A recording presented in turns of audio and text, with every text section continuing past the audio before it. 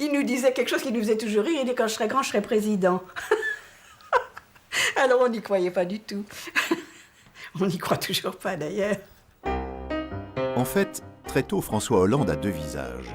C'est un garçon gentil, gai et sans problème, mais c'est aussi un étudiant politisé, sérieux, sûr de lui.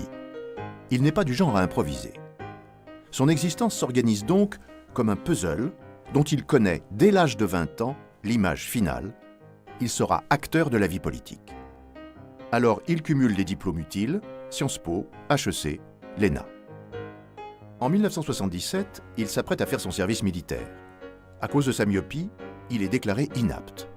Mais il insiste. Un an plus tard, le jeune officier reprend ses études à l'ENA. François était assez connu à l'ENA parce que c'était le plus charismatique de la promotion. Et que ce soit avec les élèves de droite ou de gauche, il arrivait à rassembler très formidablement. Il avait fondé un syndicat qui s'appelait le Carena. Ce syndicat était devenu majoritaire à l'ENA et j'en étais le président. Et nous n'avions pas pensé prendre le pouvoir, on avait pris le pouvoir à l'ENA. On s'était organisé pour être les plus nombreux, les plus efficaces.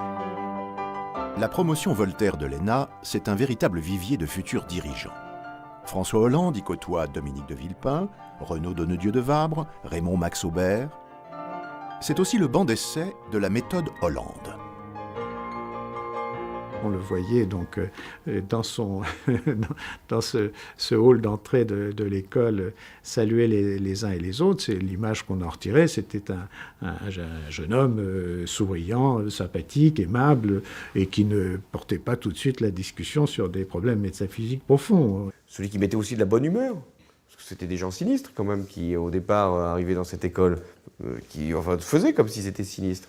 Puis en fait ils étaient très joyeux. Donc je les rendais joyeux.